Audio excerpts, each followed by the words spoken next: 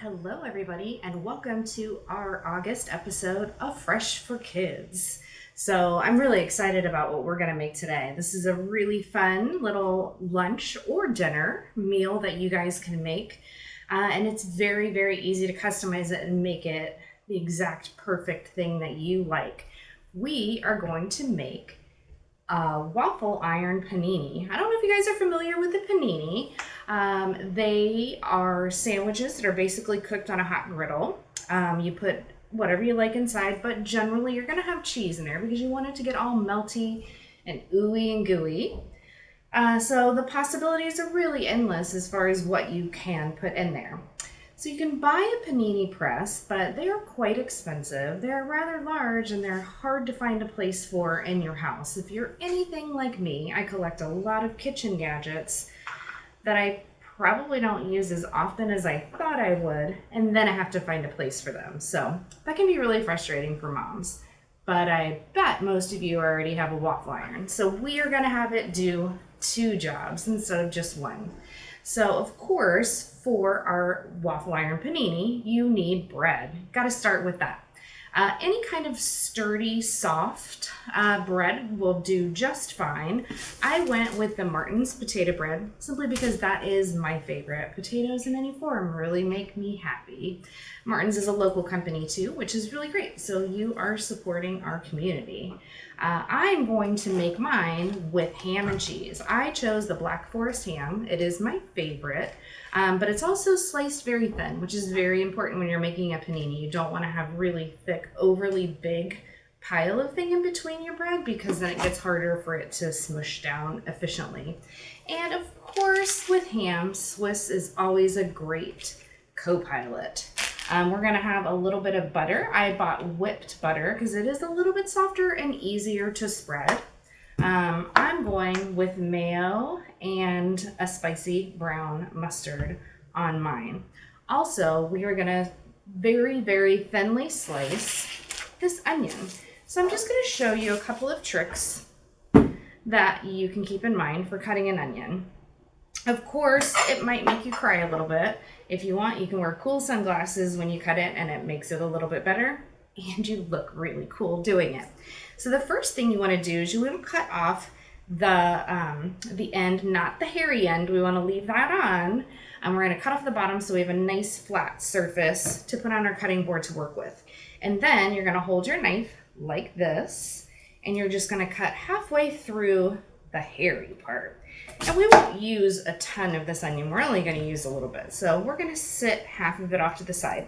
And the nice thing about cutting it in half this way, it makes it a lot easier to peel the outside skin off. And another thing to keep in mind when you're having a sandwich somewhere, it's really a lot easier to take a bite of a sandwich that has what we like to call half moon shapes as opposed to a whole ring, because that's kind of hard to take a bite of. So now that we've got it cut in half, we are just going to peel the outside layers off of it.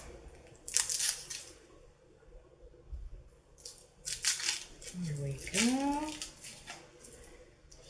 Remove all the little hairy bits from the skin, and then we are just going to slice it super thin so it's not too overwhelming of a taste on our sandwich, because onions are a pretty strong flavor and we want our sandwich to taste like ham and cheese, not like onions, right?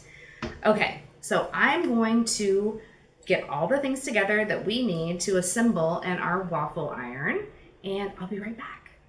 Okay, we are back. So what I've got here in front of me on my cutting board, I have my 2 slices of bread. I've got 4 very thin slices of ham and a couple slices of cheddar.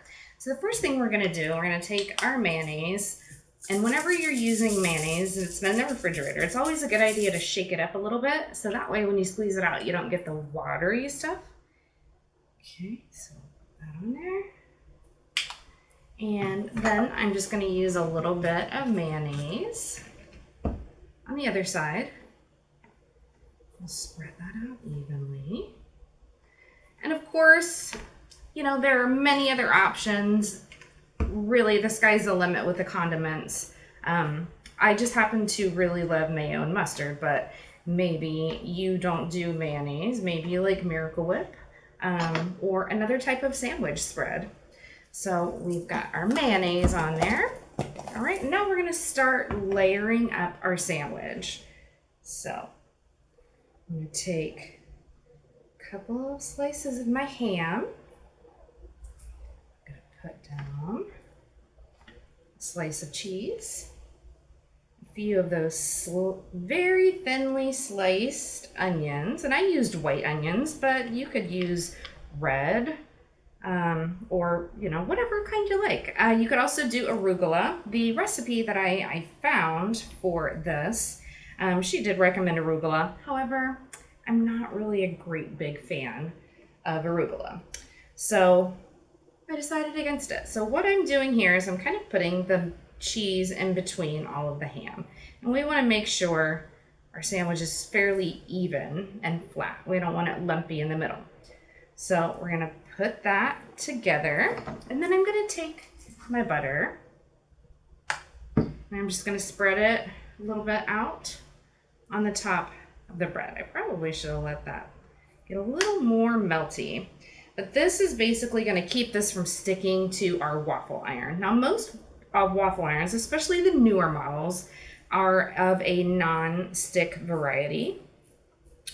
So it's not absolutely necessary, but it does give the bread a really, really nice crispness, kind of like when you make a grilled cheese on the stove. So our waffle iron, ooh, the green light is on. That means it's ready. So I'm gonna open it up, and I'm gonna take that side that I've just buttered, on camera, and I'm going to invert it so that side goes down.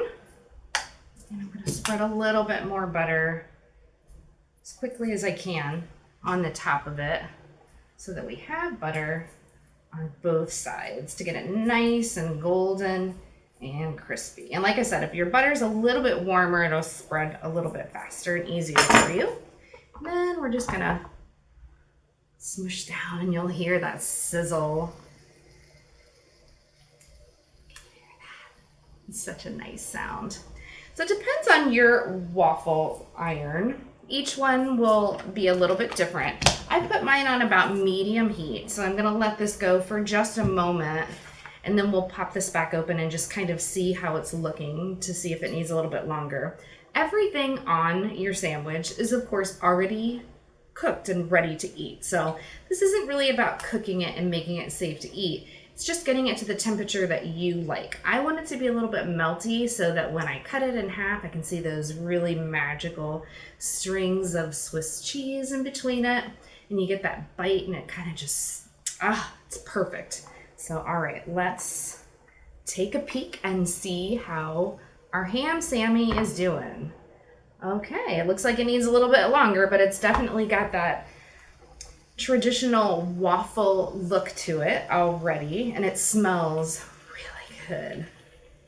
But yeah, if you are vegetarian or vegan, there are so many possibilities with what you can load your panini with. There's a lot of options as far as fake cheese, and if you're lactose intolerant, lactose-free cheese, Cabot makes a really great one.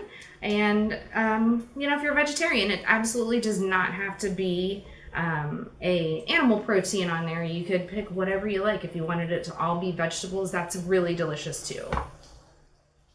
Ooh, yes, it smells so good. So I'm gonna give it just one more minute because we don't want it to be burnt. But maybe you're the kind of person who does like your toast to be fairly dark, and if that's you, then for sure leave it on for just a little bit longer and it will come out perfect for you. All right. So I'm gonna step away for a moment, and then we will be back and see how ooey gooey and delicious our ham and cheese panini turned out. Be right back. And we're back. So I've taken my delicious looking panini sandwich out of the waffle iron. Of course, you'll want to get probably a little bit of help from mom and dad or whatever grown up you have with you, because it is definitely going to be a little bit hot when you take that out of there. And then I've got it on my cutting board so I can cut it in half. Now, cutting sandwiches in half is a great debate. Some people like it in triangles, some people like it in half from top to bottom, and some people like it in half from side to side. I am the diagonal cut variety. So I'm just gonna take my big knife and we're just gonna cut that right in half. And oh yes, it's got nice gooey cheese in there. It's still pretty warm, so for sure be careful when you're picking that up. But it looks and it smells delicious, and I absolutely cannot wait to eat it because I am starving and my lunch break is coming up. Now, along with my panini sandwich for myself, I have picked up some barbecue chips because those are my favorite. Chips and sandwiches go together hand in hand, but whatever your favorite snack is, you can put it on your plate with your sandwich and enjoy. This is such a fun thing to make, especially if you're doing it all the family together. You can put out your bread and all the different ingredients that people can put in, and everybody can make their sandwich exactly the way they want it. So again, super duper easy. I will for sure add some directions at the end of this post. That way you guys can follow it along step by step. But I can't wait to see how yours turn out. You know what? I can't wait to eat this one. I'll see you guys soon. Hope you enjoyed it. Bye.